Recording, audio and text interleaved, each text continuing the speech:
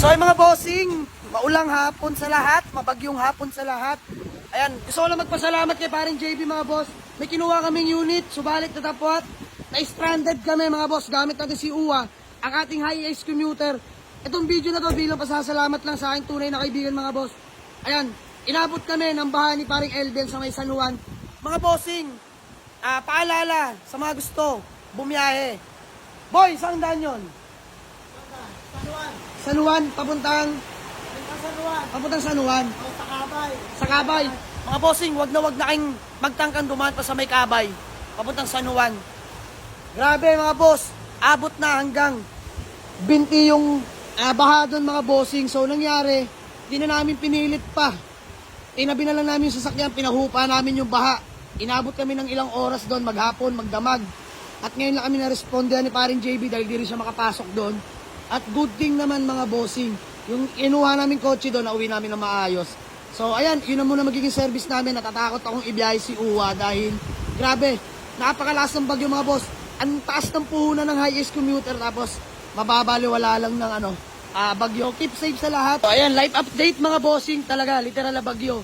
Mga bossing, di rin namin sukat akalain na ganun magiging mangyari dahil umalis kami sa aming garage sa may Dasmariñas. Napaka aliwalas ng panahon mga boss. So ayan, tama nga, dapat nakinig na lang ako. Pero ayan, sa kagustuhan ko maghanap buhay mga bossing, may tinakbo kaming unit sa may Chaong. At ayan, napeste pa kami sa may San Juan, Batangas mga bossing. Sobra. Kita nyo naman yung bagyo. Dahil pasasalamat ko dito ang tunay kong kaibigan, paring JB Manalo. JB Kalampag. Boy, maraming salamat Ayan, narespondihan tayo dahil di na namin alam sa kami dadaan. Siya lang tangi ko naisip na paraan mga bossing dahil alam niya ang pasikot-sikot dito sa may Chaong. So may dinaanan kaming daan na walang baha mga boss. Pero napakalayo na inikutan namin. Pataas ng tubig. So ayaw kong mawala ng isang bulalang si Uwa Ayan, iniingatan ko yung high-ace commuter van ko mga bossing. So, nakiusap ko kay paring JB, baka pwede naman itong Toyota Revo dahil standard yung height, mataas mga bossing. Tsaka Toyota naman palagyan. Ayoko lang sugal tong si Uwa mga bossing dahil sobrang hirap. Ayan, bumabagyo na po dito sa may Chaong, Quezon mga bossing. Munting paalala, mga kapwa ko biyahero. Mga boss, doble ingat. Wag na po kayong dadaan papuntang San Juan. Grabe na po yung baha doon. Sama ko si paring Elben, kagabi pa kami dyan. Ayan mga boss, basang-basa ng aking cellphone. So ayan, grabe mga bossing, kita nyo. Sumasayaw yung mga puno. Ay nako, buhay nga naman. Pre, nadamay ka pa. Pasensya sa abala. Di ba? Ayan, kasama sa hanap buhay namin yung mga bossing. Sa kagustuhang maghanap ng sasakyan, eto inabot. Diyos ko po naman. Shoutout sa asawa ko, huwag kang mag-alala, safe kami. Yan. Ayan. Shoutout din pala sa misis ko. All goods kami, all goods. Nagpalipas lang talaga kami dahil ayaw naming suungin. Mahal na mahal ko yung ban ko na yan mga bossing dahil first ban ko yan sa buong buhay ko. Pangarap ko yan. Hindi ko na para ilusong pa. Diyos ko po naman. Reserve na yan, di ba? Ayan, sa nagpa-reserve, bossing, pahiram mo na ako, ibabalik ko rin yan. Pauwi lang kami ng Cavite. So pre, kami di na magtatagal, binabagyo namin. Naabala pa kita. Pre, maraming salamat. Ha? Basang-basa na. Ayan mga boss, basang-basa na kami. Pero ayan, pinahiram ako ng short ni paring JB. Mabait mga bossing. So ayan, dito mo makikita sinong tunay mong kaibigan. One call away mga boss. Diba?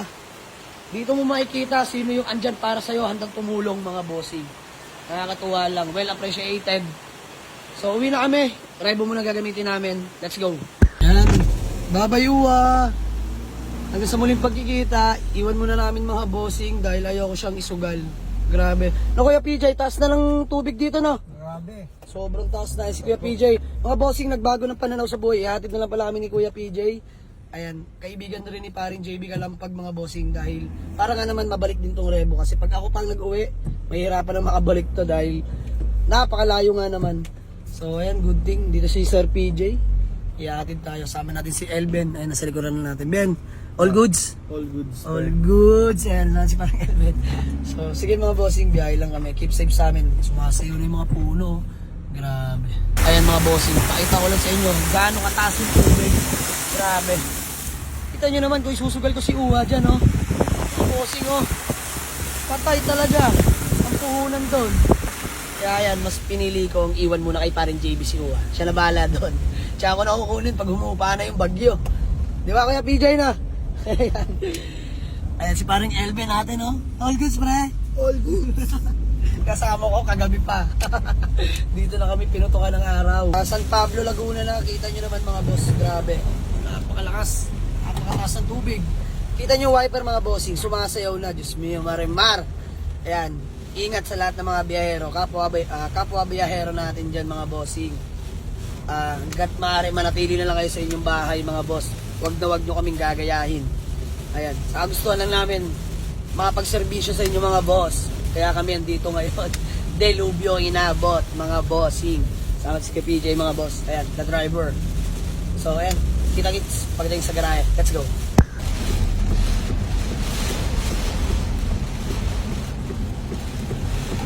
Ito nang sinasabi natin mga bossing. Totally stranded na nga. Ayan mga boss, nakakalungkot.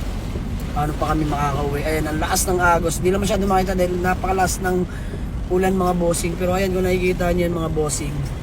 Kalsada yan. Daloy ng tubig. Pag ganun, bulusok mga boss.